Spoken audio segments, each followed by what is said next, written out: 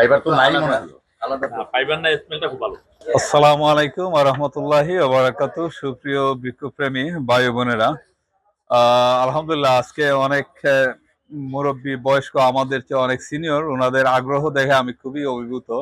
আর বিশেষ করে এই যে আরেক ভাই, কম বেশি সবাই কিন্তু বাগানের সাথে জড়িত এবং নতুন নতুন জাত নিয়ে বাগান করার উদ্দেশ্য আগ্রহ নিয়েই আমরা অনেকক্ষণ এখানে আলোচনা করলাম।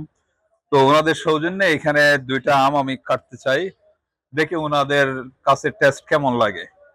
এই যে এটা হচ্ছে পিকারিং, এটা ওয়ার্ল্ডে খুবই পপুলার বামন প্রকৃতির একটা জাত, আমেরিকান একটা ভ্যারাইটি। তাহলে কাটি নাকি? প্রচুর জুসে। বিসমিল্লাহ, নেন।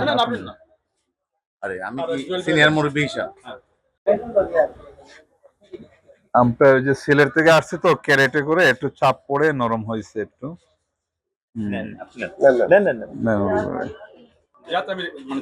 জাত আমেরিকান, কিন্তু আমাদের বাগানের।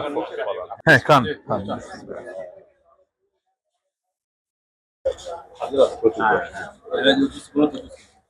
খুব ভালো। স্মেলটা তো ভালো, স্মেলটা ভালো। স্মেল আছে, রসাল। কোনো ফাইবার মনে হচ্ছে? ফাইবার তো নাই মনে হলো। ফাইবার না, স্মেলটা খুব ভালো।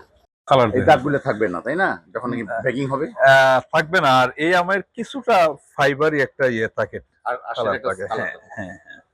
আরেকটা আম বলেন। কালার এই ভিতরে ওই ওইটা একটু অরেঞ্জি কালার, এটা জিনসিং, এটা তাইওয়ানের একটা জাত। ভিতরে কি সেম কালার? একটু অরেঞ্জি লালচে। হ্যাঁ,